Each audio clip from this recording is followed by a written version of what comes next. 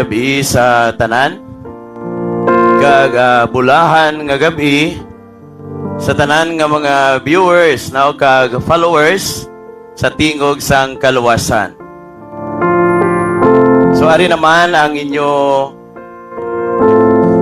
utod kay Kristo, si Brother Vic, magpahayag naman sang pulong sang Dios. So pasensya gid no kung hindi ko kamo isa-isa sa pag-acknowledge, sa pag-tamyaw, but the important is nakilala ikaw sa Dios. Nahimulaan sang Dios kung sino ang nag-spend time para sa iya. Nahibaluan sang Ginoo kung sino ang nagkauhaw sang iyang apulong. Gani, you will expect a blessing halin sa aton nga Amay sa langit. So, sa sini nga gabi, update ako ninyo sa pagtuon kag pagpamalandong sa pulong sang Dios. Ang title sa aton nga pagtuon sa sini nga gabi, Higugma ang Dios. So, ang verse nga mo ang sentro sa aton nga pagtuon sa sini nga gabi, gingkuha sa Book of John, chapter 14, verse 15. Nagasiling diri, si Jesus diri nagpahayag, kung ginahigugma ninyo ako, tumana ninyo ang akon mga sugo. So mga muyo anay kita, mga kita kaalam sa aton nga Dios, agod mahangpan naton ang mensahe sa aton nga Ginoo nga ipahayag niya sa aton tunga sa sini nga gabi. Amay nga langit nun, Diyos nga labing balaan, Ginoo, palapit kami sa imo, acknowledge, Father God, sa imo balaan nga presensya. Patawad, O Diyos, sa amon nga mga kasalanan, kag tinlui, Father God, ang amon pangunahuna kag tagipusoon, sa diin manginhanda ini sa pagpamati kag pagbaton sa imong pulong para sa amon, O Dios. Buligi kami, Ginoo, nga sa diin mahangpan namon ang imong pulong kag ang imong mensahe nga imo ipahayag sa amon tunga paagi sa imo alagad. Father God, i-empower ako sa imo balaan nga espiritu agod may ara ako sing kaalam nga langit nun kag kaisog nga sa diin mapahayag, O Dios, ang imong pulong. Ginadayaw kag ginamon kag ginapasalamatan kag giniamon ginapaabot paagi sa imong bugtong nga anak nga among Ginoong Jesucristo. Amen. Okay? Ang title, Higugmaa ang Dios. No, kung sa title lang, very easy. No, hapos kaayo ihambal nga ginhigugma naton ang Dios. No, parehas bala sa mga millennials subong, no, mga pamatanon. Tama lang gid ka hapos maghambal nga I love you. No, gina-challenge niya ang tanan nga mga tumuluo, ang tanan nga mga kaanakan sang Dios, ang tanan nga mga Kristohanon. Kung higugman ninyo ako, tumana ninyo ang akon mga sugo. So may kondisyon si Ginoong Jesus sa mga katauhan sang Dios. So kinahanglan nga may ara sang pamatuod nga kita naghigugma gid man sa Dios. Paagi sa pagtuman no sa iya nga mga sugo. Kay kung sa realidad no sa mga lalaki bala no nga nagapangaluyag sang isa ka babae no bala mo ang babae may kondisyon man no siling siya ti kung nahigugma ka sa akon ti bayaan mo ang imo mga bisyo no? So may ara man kondisyon ang isa ka babae sa lalaki nga nagapangaluyag sa iya. So of course, kay ang lalaki nakagusto sa iya, kag ang babae nangita sang pamatuod, so kuno abi himuon yaman. So bayaan niya mga bisyo to prove nga siya naghigugma sa babae. And then, nakita sang babae nga may changes sa iya, no, nga sa din wala na siya bisyo, no? Daw going straight na ang iyang manginobyo. So naghimo siya sang desisyon sa diin no ginbato niya kag nagnobihanay sila. So may relasyon na sila. So ngaton nga Dios hindi amo sina ka hapos papatihon. Nga, anong kaibahan sang Dios kag sa tao?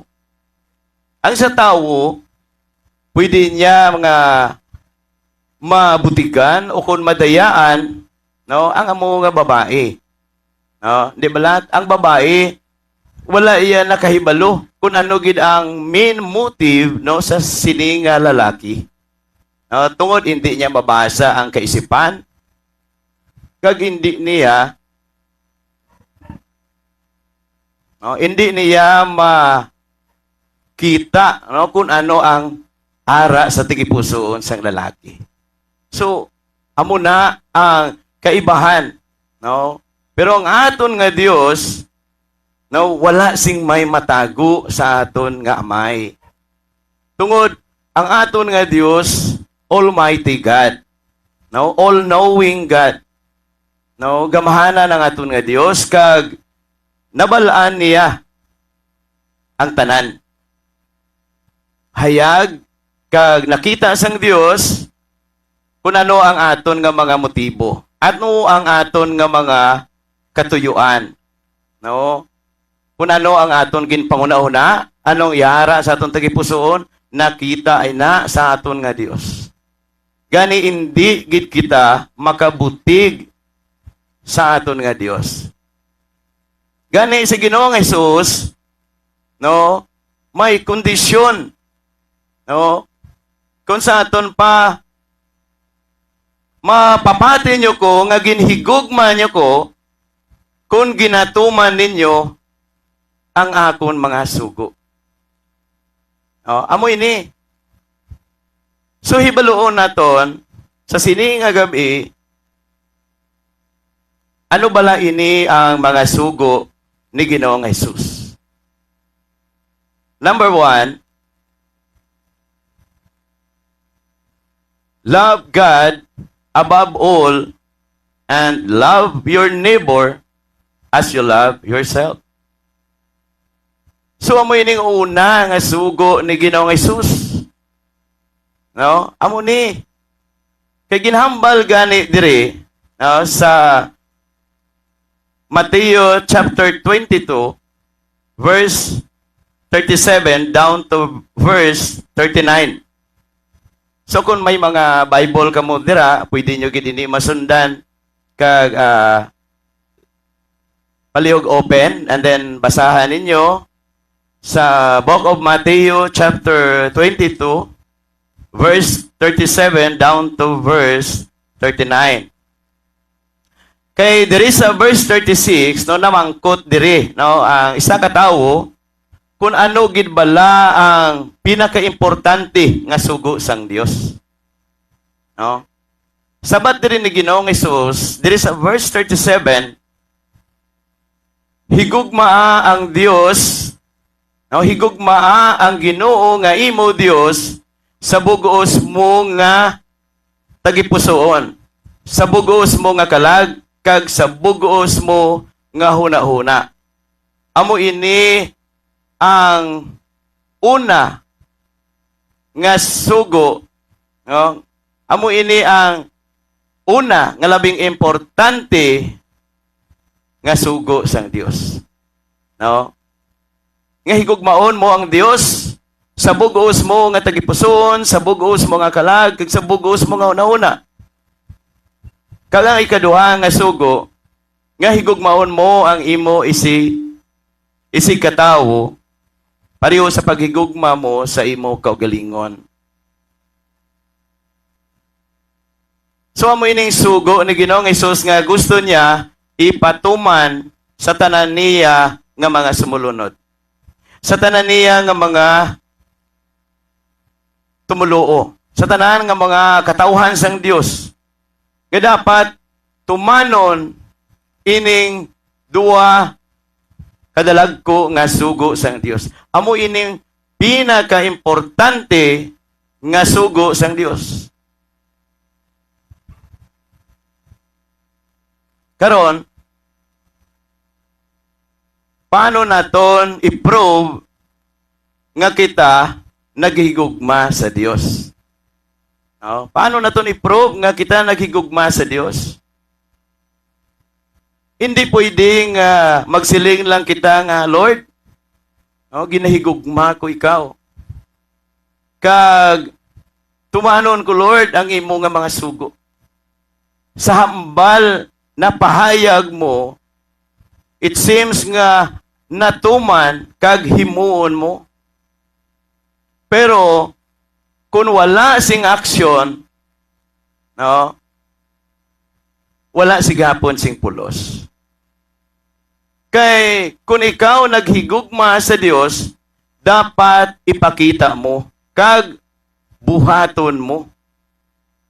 Buhaton mo. Kay hindi pwede nga ginhigugma mo ang Dios pero wala mo ginhigugma ang imo isig katawo. Kay tuhain ni kasugo. So dapat kung ginhigugma mo ang Dios, tumanon mo ang sugo nga higugmaon mo ang imo isig katawo. Paano mo higugmaon ang imo isig katawo? Mahigugma mo imo isig katawo kung ikaw nagakaluoy sa iya. Kabalo ka magbulig, kabalo ka maghatag, kag ang look forward nimo kaayuhan sa imo isig katawo. Ang mga negatibo nga mga handom o mga kalainan sa imo isig kapariyo, wala ina sa imo nga panguna-una. Amo ina ang pamatuod nga ikaw naghigugma sa imo isig katawo. Hindi mo siya dapat halitan. Hindi mo gubuon ang iya kabuhi, ang iya pangabuhi, ang iya reputasyon. Hindi mo pagubuon nga ginhigugma mo siya. Kaangay bala sa imo kaugalingon. Hindi bala nga kung kita gani sa aton personal, hindi man ta gusto masakitan, hindi man ta gusto nga halitan sang iban, hindi man ta gani gusto nga chismison sang iban, hindi man ta gusto nga gubon sang iban. Kung amo ini, dapat amo man na ang buhaton naton sa aton isig katawo. Kay kung amo ini ang aton balatyagon nga kita nagakaluoy kita, nagakabalaka kita, concern kita sa aton isig kapariyo, that's the sign nga sa diin ikaw naghigugma sa imo utod. Hindi pwede nga naghigugma ka sa Dios kag wala ka naghigugma sa imo utod. Kay ginhambal gani diri sa unang Juan kapitulo 4 versikulo 21. Gani, amoy ni ang sugo nga ginhatag sa aton ni Kristo, ang tawo nga naghigugma sa Dios dapat maghigugma man sa iya utod. So very clear. No? Dapat ang naghigugma sa Dios dapat maghigugma man sa iya utod. So hindi mo pwede gali nga bulagon ining duwa. Kaya ang Ginoo nangita sang pamatuod nga ikaw naghigugma sa iya. No? Kaya mo ini ang ginpangita sa aton nga Ginoo paagi sa pag-obey, sa pag-follow kung ano man ang iya nga sugo. No? Kung anong instructions ng Dios, no? We have to follow. No? Kaya mo ini ang aton nga proof nga kita naghigugma sa Dios paagi sa pagsunod kag pagtuman sang iya mga sugo. Kay ginhambal man diri sa verse 21 no sa chapter nga sa diin gintun-an naton, ginhambal diri ni Ginoong Hesus ang tawo nga nagbaton kag nagtuman sang akon mga sugo, amo ang nagahigugma sa akon. So, amo ang nagahigugma sa akon. Kag ang nagahigugma sa akon, higugmaon man sang akon amay. Kag higugmaon ko man siya. Kag ipakilala ko sa iya kung sino gid ako.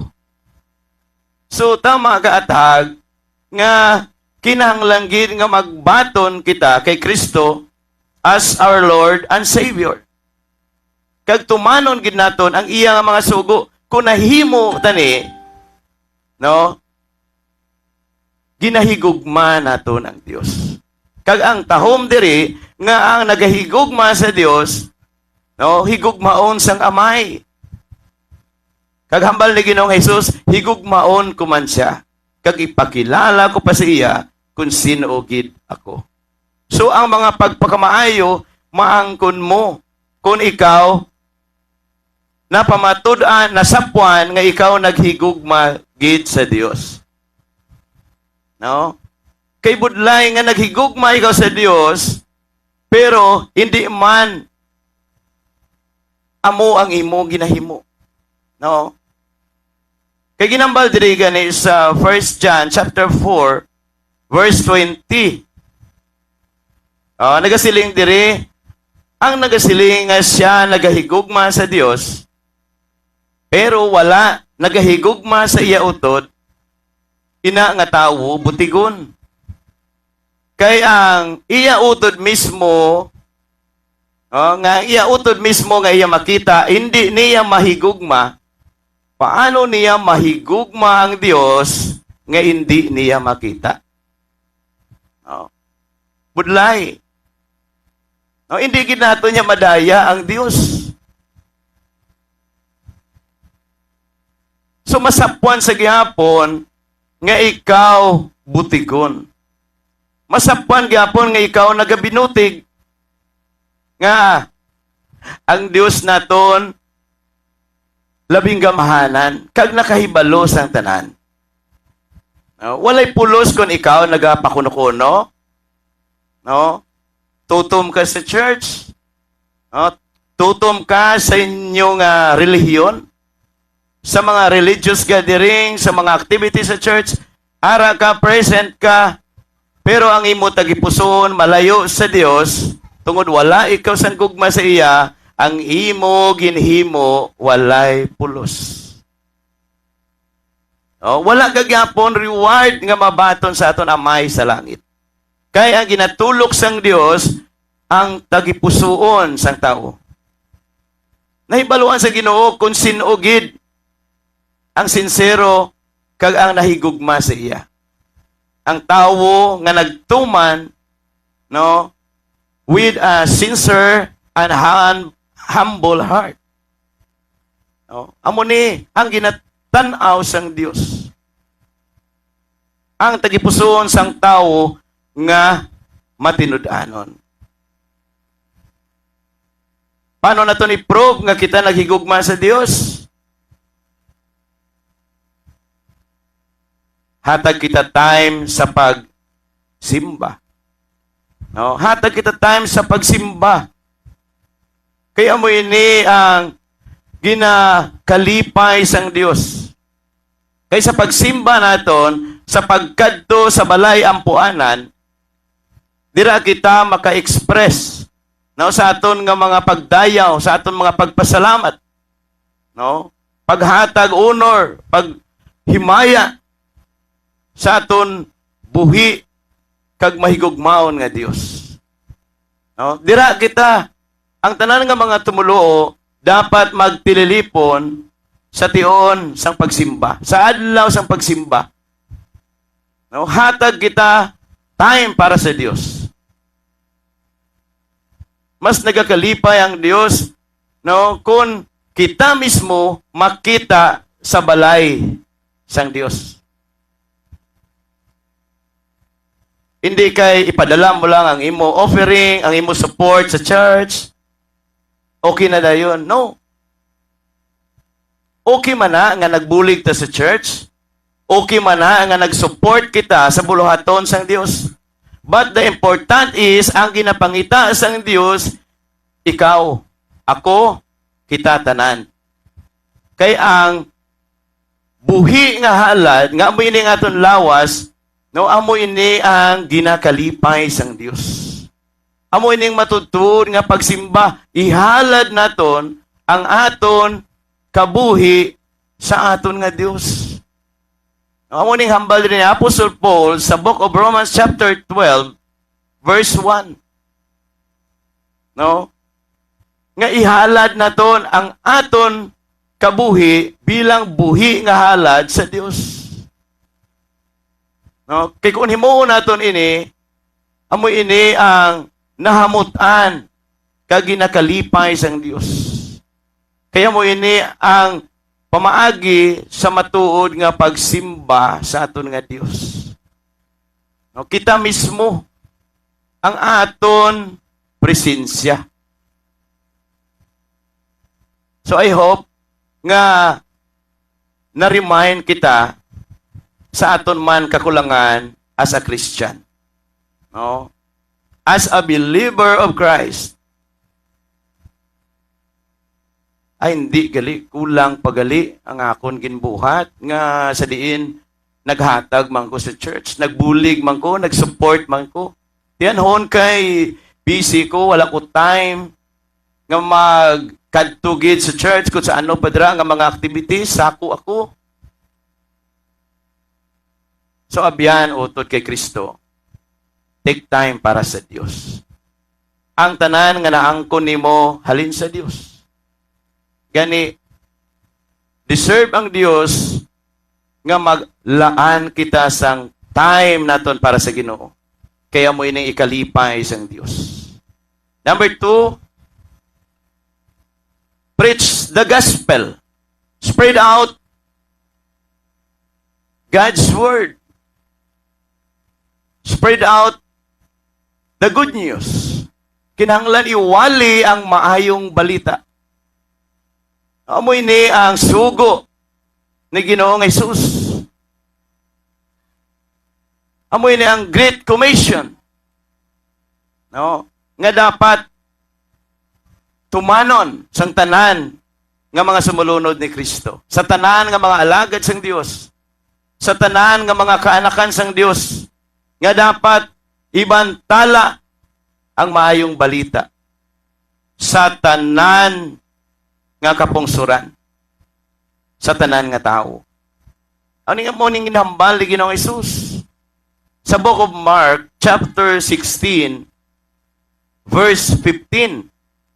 Hambal ni Ginoong Jesus, lakat kamo sa bugos nga kalibutan. Kag iwali ang maayong balita sa tanan nga tao. So ano man nga rasa sang tao, ila man po na pribilehiyo nga makabati sang pulong sang Dios. Ila man po na kinamatarong nga makabati sang maayong balita. Na wala dire sang pinilian. Kaya ang Dios naghatag sang instruction, order, nga ang tanan nga tao dapat makahibalo sining maayong balita. Imol man, Manggaranon man, Pilipino man, o kung Amerikano man, kung ano man siya nga rasa, dapat makahibalo siya sa maayong balita.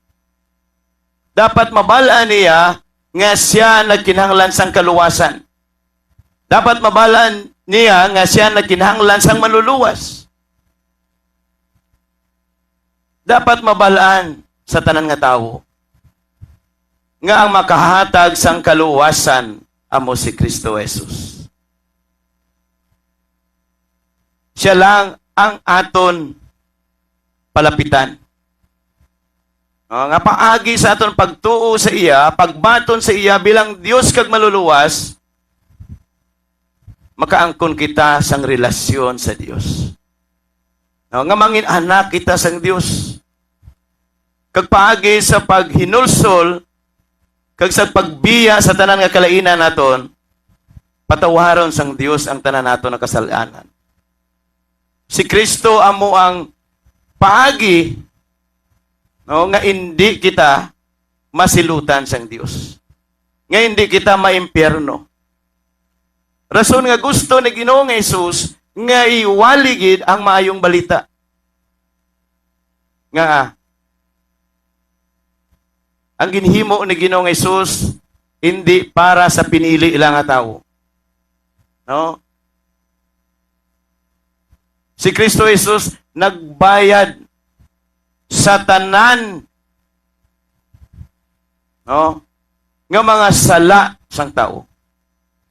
Ginbayran niya ang tanan naton nga mga kasalanan. Siya ang nagtubos sa aton. Siya ang nagsalod, no, sa tanan nga silot sang Dios. Siya ang nag-ako sa aton kasalanan. Dapat mabalaan ini sa tanan nga tao. Ang mayong balita nga si Kristo napatay kag nabanhaw. Kaya kung wala si Kristo nabanhaw, di wala pulos ang aton pag-alagad. Kaangailangan nag-alagad kita sa patay nga Dios. But salamat sa Dios. Tungod ang aton ginalagaran nga Dios, buhi kag matuod. Tungod si Kristo napatay kag nabanhaw. Rason nga kung mapatay man kita, mabanhaw man kita kaangay kay Kristo Jesus. So I hope ang tanan nga mga niluwas, ang tanan nga mga kanakan sang Dios, mga katawhan sang Dios, dapat mag-response sining panawagan ni Ginoong Hesus nga magbantala sang mayong balita sa buguos nga kapungsuran sa tanan nga tao. Amo ini ang gusto ni Ginoong Hesus. Sa time karon, kag sa time ni Moises, ay ni Noah rather, no, nangin kaangay. Ang mga alagad sang Dios, no, ang mga pastor, no, ang mga Kristohanon nga nag-share man sang gospel, so kaangay kay Noah. No? Anong hambal ni Noah? Kinahanglan ang tao magtuo sa iyang ginwali. Nga tanan, no, sulod ka mo sa arka. Kaya ang Dios maghahatag sang silot o paglaglag sa bugo sa kalibutan. Papason ang tanan nga nagakabuhi sa kalibutan. Gani sulod ka mo sa arka agud maluwas ka mo. So amo man yung pahayag sa mga alagad sang Dios nga tuuhin ninyo si Kristo. Balik ka mo kay Kristo, dangob ka mo kay Kristo, batunan ninyo si Kristo, agud hindi ka mo maimpyerno. Agud maangkon yung kaluwasan nga gin-offer sang Dios paagi kay Kristo Jesus. Kaya kung hindi nyo batunon si Kristo, hindi nyo pagtuuhan si Kristo, kaangay ka mo sa time ni Noah, nga ang tanan nga mga tawo nga wala nakasulod sa arka, nagkalamatay tanan. Nagkalamatay tanan. Ang nagkalabilin nga naluwas, kag amoy ini ang buhi tanan nga yara sa sulod sang arka. Ang mga kasapatan nga ginpasulod ni Noah, kag ang bilog nga pamilya ni Noah. So amo ini ang nakaangkon sang kaluwasan. No? That's physical salvation. And then makonsider naton spiritual salvation. It's because nagtuo man sila sa pamulong ni Noah. Rason nga sila nagsunod kung ano ang instruction ni Noah, kaya amoy ni instruction sang Dios. Kita, sa subong, kung hindi kita magpati sa mga ginawali, sa mga alagad sang Dios, nga kinahanglan magtuo kita kay Kristo, magbaton kita kay Kristo, kag maghinulsol kita sa aton kasalanan, no? Malaglag man kita. No? Duhagid ang aton kamatayon. Kaangay sa mga katawhan during sa time ni Noah. Brother Vic, nga duha ang kamatayon sa katawhan during sa time ni Noah. No? Atong mga nagkalamatay sa anaw, no? Duhagid ang ilang kamatayon. No? Una nga kamatayon ang physical body. Physical body. And then ang ikaduha nga kamatayon amo niyang spiritual death. No? Ang kamatayon sang kalag. No? Ngaman, ginambal dira sa book of Revelation, chapter 20, verse 14 and 15. So, mabasa nyo gid na kung may mga Bible kamo. No, nga ang tanan, nga tawo nga ang ilang ngalan wala nasulat sa book of life, ang ila kalag igatagbong sa linaw nga kalayo. Kasi diin amo ini ang ikaduha nga kamatayon. So amo ini pinaka-worst pag-antos sa katubtuban. Oh. Amo ini ikaduha nga kamatayon.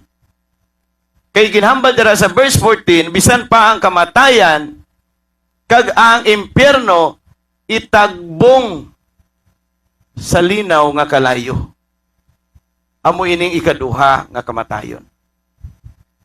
So, sa aton subong, ang tanan nga tawo nga hindi magtuo, hindi magbaton kay Kristo, amo maning dangatan, duha man kakamatayon ang iya ma-eksperyensyahan. No? Mapatay ang iya physical body, and then mapatay man ang iya kalag. Kaya nga, igatagbong siya dito sa lake of fire, sa linaw nga kalayo. Kaya ang tanan nga ang ilang ngalan hindi masulat sa book of life, no? Gindeclare ini sang pulong sang Dios nga itagbong gid sila sa linaw nga kalayo. Pero ang mga tumuluo kaduha, no? Kaduha matawo, kaisa mapatay. Paano ini, Brother Vic? Ang mga tumuluo kag mga kanakan sang Dios kaduha matawo, kaisa mapatay. Ang pulong sang Dios nagpahayag kag nagpaatahag sa aton. Una nga pagkatawo, amoy ning aton physical nga natawo kita sa unod.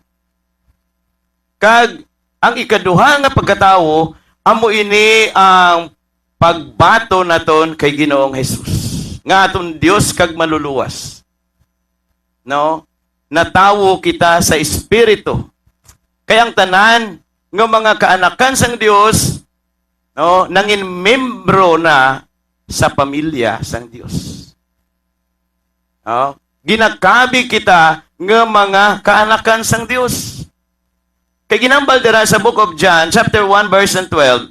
No? Chapter 1, verse 12. Ang bisan sino nga tawo, nga nagabaton, kag nagatuo sa iya, hatagan niya sang kinamatarong nga mangin anak sang Dios. So kaduha matawo ang mga kaanakan sang Dios. Kaisa lang mapatay. Ini nga kamatayon, amo ini ang physical death. No? Amo ini kamatayon sa aton lawas. Pero ang aton kalag, no? Anong ginhamba sa John 3:16? Ang bisan sino nga nagatuo kay Ginoong Hesus, no, hindi mawala, hindi na maimperno, hindi na mapatay, kundi may kabuhi nga walay katapusan. Amo ining saad sang Dios. No? Hamba diri kay ginhigugma sang Dios ang kalibutan. No, sa bagay ginhatag ya ang iya bugtong nga anak. Agod ang bisan sino nga magtuo sa iya, hindi na mawala, kundi may kabuhi nga walay katapusan. Amen. No? Katahom sang promisa sang Dios. So diin kita nga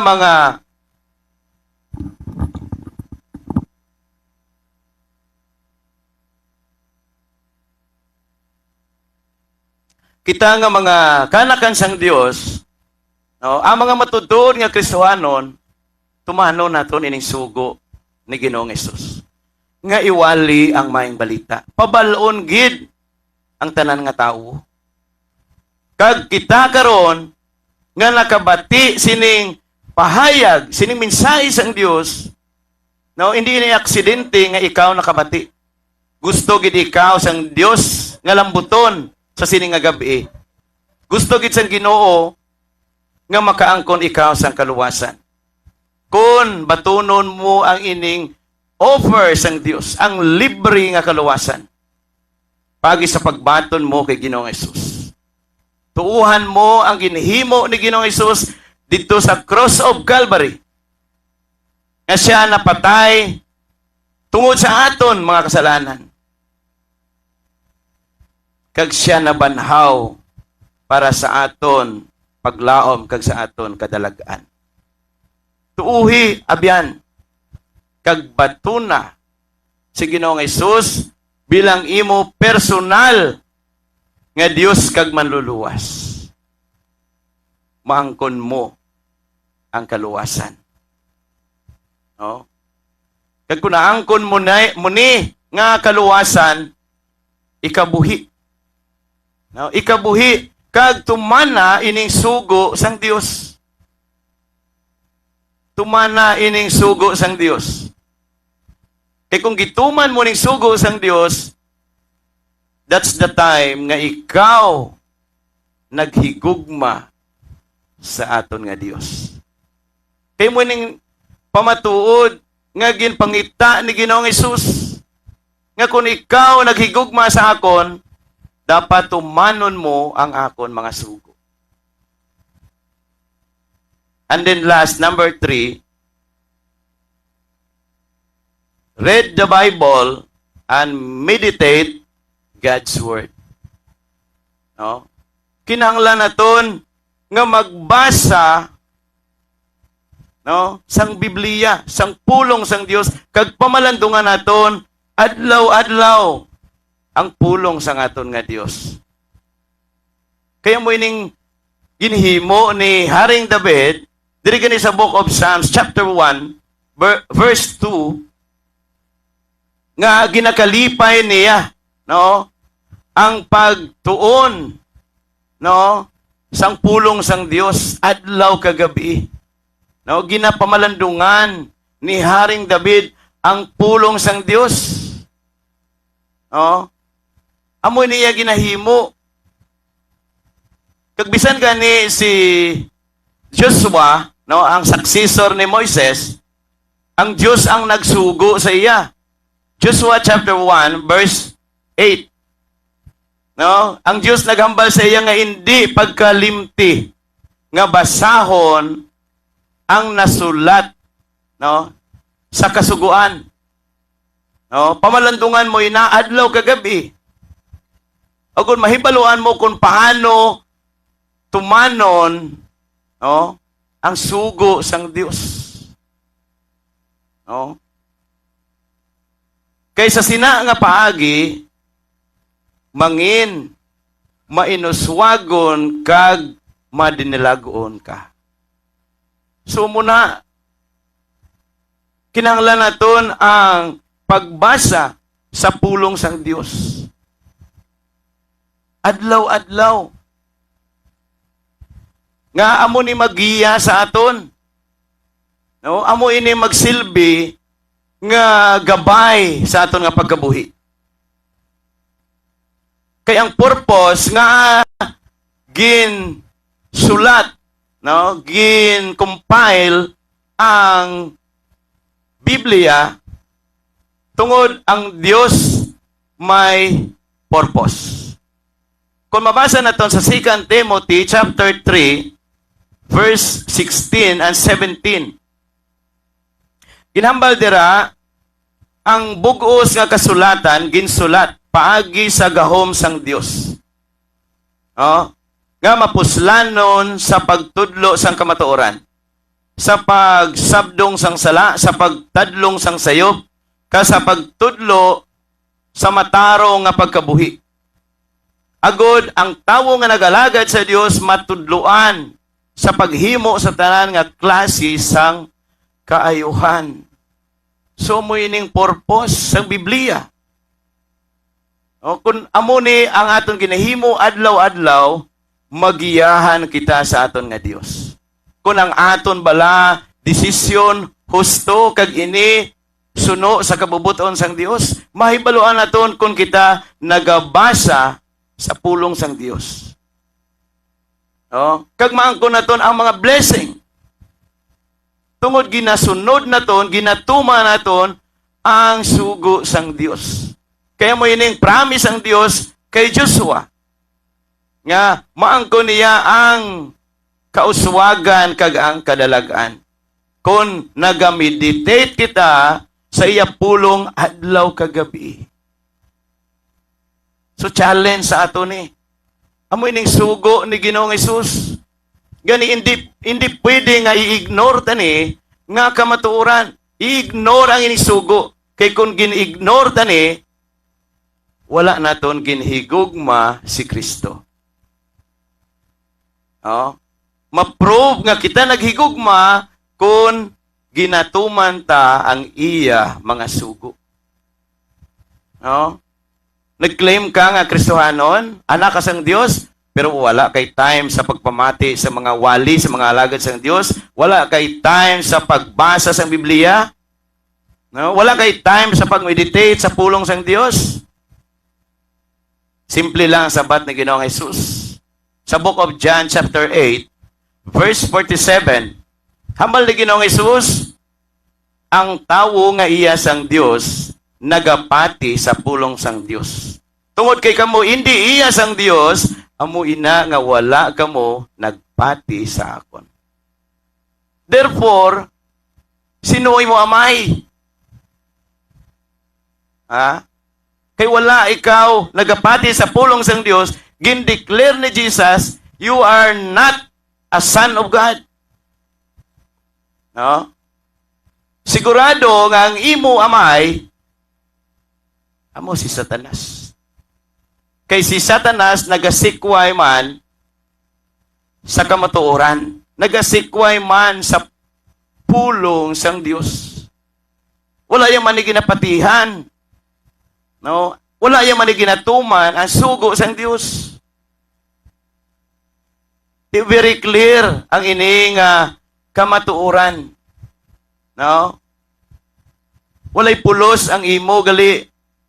Pagpangabudlay nga sidiin may mga personal interest ikaw, may mga motibo ikaw behind, walay pulos. Kaya nga, wala ikaw gugma sa Dios. Wala mo ginasunod ka ginatuman ang sugo sang Dios. O, dapat mangin matinumanon kita. No? Higugma ang Dios labaw sa tanan, higugma ang imo isig katao, pariyo sa paghigugma mo sa imong kagalingon. No? Preach the gospel. No? Iwali mo gid ang good news, ang maayong balita na hanungod kay Kristo Jesus. And then, basa kita sa Biblia. Basa kita, kag mamalandong kita adlaw-adlaw pagi sa pulong sang Dios. Kung ginhimo naton ini, no, ginahigugma naton ang Dios. Anong hambal bala ni Ginoong Hesus? Diri sa book of John chapter 15 verse 10, hambal diri ni Ginoong Hesus, kung ginatuman ninyo ang akon mga sugo, padayon ang akon paghigugma sa inyo. Pariho man sini sa akon nga nagatuman sang mga sugo sang akon amay, gani padayon man ang iya paghigugma sa akon. So, uto dabihan, tumana ang mga sugo ni Kristo. Kaya mo ini ang pamatuod naton nga kita naghigugma sa aton Ginoong Hesukristo. So, ikot ko liwat ang ginhambal ni Jesus sa book of John chapter 14 verse 21. Before I end, basahon ko, ang tawo nga nagbaton kag nagtuman sang akon mga sugo, amo ang nagahigugma sa akon. Kag ang nagahigugma sa akon, higugmaon siya sang akon amay. Kag higugmaon ko man siya, kag ipakilala ko sa iya kung sino ako. So I hope i-accept na to ang ini nga challenge. Agod ma-prove na to nga kita matutod nga anak sang Dios, ma-prove na to nga kita naghigugma kay Kristo Jesus. Let us pray. Most precious, loving Heavenly Father, we thank you, Lord, sa sining nga gabi. We thank you sa kaalam nga ginhatag mo sa akon, O Diyos. Salamat, Father, sa empowerment sa Holy Spirit nga nag-lead sa akon, O Diyos. Nga mapahayag ang imo mensahe sa amon tunga. Salamat, Ginoo, nga na-remind kami sa imong nga pulong. I hope, Ginoo, nga ang tanan nga mga niluwas, ang tanan nimo nga mga katauhan, ang tanan nga mga Kristohanon, mag-accept sa sining challenge nga gin pabuhat mo sa amon, O Dios. I hope ang tanan willing sa pagtuman sa imo mga sugo. I hope, Lord God, even ang mga naga-view, nagapamati, O Dios, sa sining nga gabi si mga pulong. I hope nga ang balahan nga Espiritu naga-convict sa ila. Nagatandog sila tagipusoon kapuna-una. Nga naintindihan nila, Ginoo, ang imo mensahe. I hope, Lord, nga maghimo man sila desisyon, hindi paulihi ang tanan. Nga sila nagkinahanglan gali sang kaluwasan, ka nagkinahanglan sang manluluwas. Wala sang iban kundi si Ginoong Hesus. Tungod nagsiling ikaw, nga ikaw ang dalan. Ikaw ang kamatuoran, kag ikaw ang kabuhi. Kag wala sang may makakadto sa amay, kundi paagi sa imo, Ginoong Hesus. Lord God, pakamayuha ang ini nga programa, padayon ikaw magapanguna sini, magapakamaayos sini, magahatag kaalam sa imo, Ginoo, nga mga alagad. Kami mga simple, ka mga ordinaryo gid lang nga tawo. Pero willing kami, kag kami nagpagamit dira sa imo agod, matuman mo ang imo kabubuton sa amon tanan. Ginoo, salamat sa imo bugay, sa imo bugana nga bugay para sa amon tanan. Salamat, Father God, nga ikaw naghigugma sa amon. Paghigugma nga walay katapusan. Kaluoy nga walay katapusan. Gani, Father God, deserve ikaw sa mga pagdayaw, mga pagpasalamat, kahimayaan. Tungod ikaw ang Dios nga mahigugmaon, maluluyon, kag matarong nga hukom.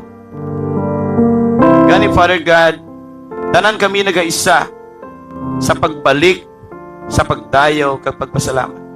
Kag amon inigin paabot sa matamis nga ngalan ni Ginoong Jesus. Amon pagampo. Amen.